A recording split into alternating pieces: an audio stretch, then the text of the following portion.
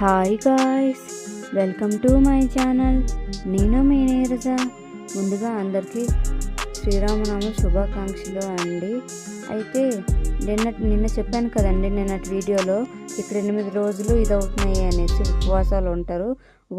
ఉపవాసాలు ఉండి సాయంకాలం 4 గంటలకి కీర్తనలు అవుతాయండి. కీర్తనలు అయితే నిన్న చెప్పాను కదండి వెళ్ళాము అనేసి.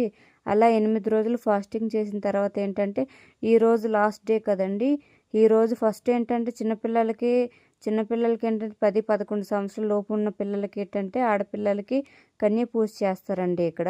ఇక్కడ ఉన్న వాళ్ళు కన్య పూజ చేసిన తర్వాత ఏంటంటే ఇక్కడ మేము 10 గంటలకి గుడికి వచ్చామండి. 10:15-11 ఇలా అయ్యింది. గుడికి వచ్చామండి. గుడికి వస్తుంటే ఏంటంటే హోమం చేస్తున్నారండి.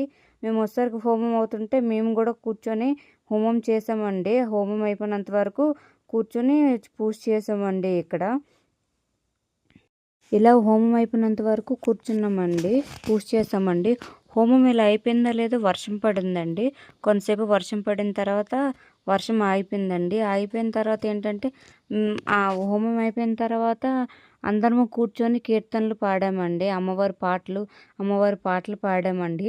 అంటే మన వైపు భజన అంటాం కదండి, భజన అంటాం కదండి. ఇక్కడ ఉన్న వాళ్ళు ఏంటంటే కీర్తనలు అంటారండి. ఇలా ఇక్కడ మా పౌచ్లో ఉన్న ఆడవాళ్ళందరూ ఇలా కీర్తనలు చేసామండి. చేసేసి అక్కడ అన్నదానం పెడితే తినేసి వచ్చేసాము అండి. మీరు ఈ శ్రీరామనవమి ఎలా జరుపుకున్నారో ఏంటో కామెంట్ చేయండి. ఇలాంటి మంచి మంచి వీడియోస్ కోసం నా ఛానల్ సబ్స్క్రైబ్ చేయండి, ఫాలో కూడా చేయండి. Thank you for watching. Bye bye.